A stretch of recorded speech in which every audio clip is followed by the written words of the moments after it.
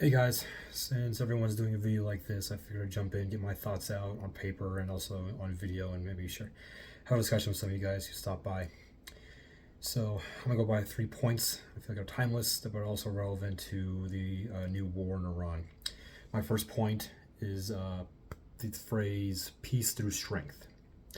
Now, that was a term I believe was coined by President Vladimir Zelensky of Ukraine when he was talking about a large body of countries who all built their militaries as a deterrence from an invasion like Vladimir Putin attempted 4 years ago on their country, and that by having multiple countries together with a strong military, that they can have actually lasting peace and no one would attack them.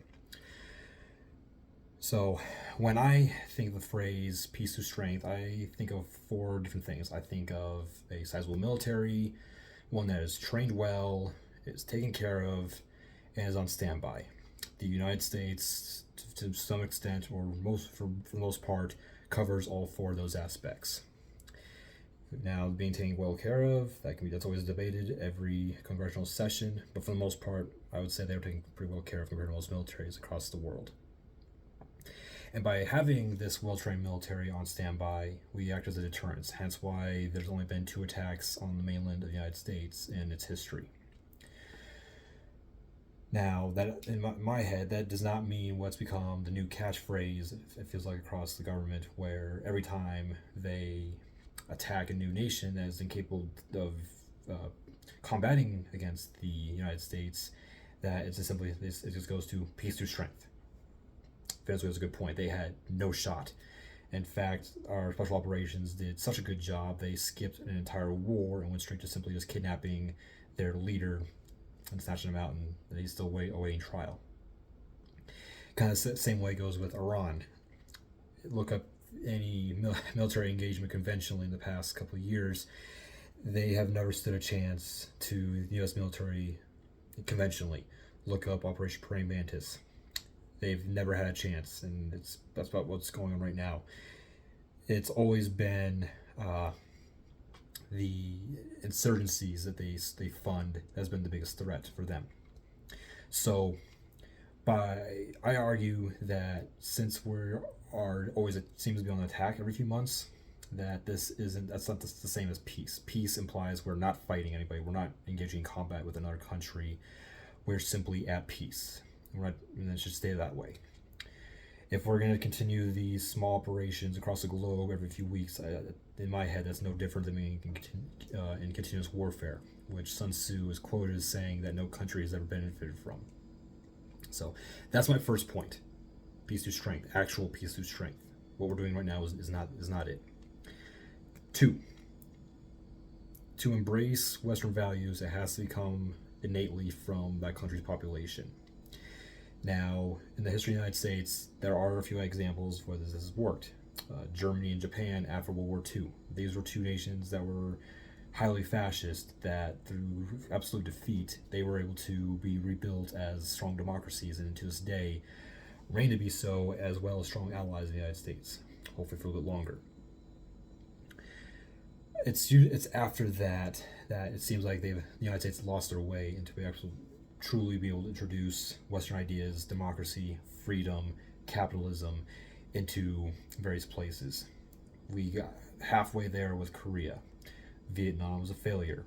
Iraq was a failure. Afghanistan was a failure. All these places can be argued are almost worse off than they were before the United States went in to try to save the day from truly violent factions. So, by looking at history, I simply don't trust the government's going to be able to do it this time with Iran. It's a much more populous country, a lot more mountainous than even Afghanistan or Iraq, and trying to satisfy all the various factions in this country and be able to fill the power vacuum with a figurehead, I don't see this turning out any differently.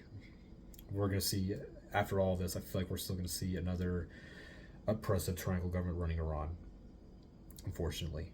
If I'll be glad to be wrong, but looking at the history and how the Iraq War turned out, this seems to be going the same way. And my third and final point I want to bring up is supporting the troops. Actually supporting the troops, because kind of the libertarian mindset that the military should only be deployed when it's absolutely necessary and as a last resort. Looking at the events that led up to the attack in Iran, it did not seem that there was an imminent threat. In fact, back in June, I had believed that their nuclear programming and nuclear capabilities on the offensive were taken out. It was going to be very hard for them to rebuild, given the absolute destruction that the great U.S. Air Force did with various military assets on their nuclear program. And looking back, I'm kind of shocked that Iran didn't do a response back then. Or I don't know if they were just optimistic for an actual nuclear deal. I don't know. But that kind of proved to me that Iran did not show to be any actual threat to the United States or even the U.S. assets in the region, which I imagine would have been so easy for them to simply strike after the United States and Israel blew up their nuclear program. All of that to say that I feel like the 3 Americans that have been confirmed to have been killed yesterday might be in vain. I hope this whole thing can be tidied up, and like I said, maybe democracy and Western ideals can be embraced by the people of Iran. But I feel like this is going to turn into a quagmire that gets a lot of people killed needlessly and unnecessarily, because there was no way Iran was going to be able to attack mainland United States anytime soon. There was no imminent threat in that regard, at least from what I've seen. I could be wrong, but it just didn't seem right. It didn't seem time, because I think sometimes we forget that these soldiers, airmen, Marines, sailors, guardians, we're all Americans. They're all Americans. The only difference is they wear the cloth of the nation and follows a different set of rules than most U.S. citizens, legal residents, what have you. And that we're just going to see a lot more Americans get killed as this drags on. And it doesn't seem like it's going anywhere positive in the end. So, like I've been commenting all over YouTube today, we should just bring the troops home, see if there's a way to escape from our current engagement. Now that said, if Iran continues to fight as they pull out, that's a different story. Let's keep up the fight. But as of right now, it seems like the government has gotten bored of peace. Peace was too good for us, and we flexed our muscles by attacking a helpless country like Iran, because they're definitely not the only oppressive government in the world. So those are my thoughts. Let's actually practice peace through strength. Let's let other countries embrace Western values for themselves, and let's truly support the troops by bringing them home out of harm's way, and only deploy them when absolutely necessary.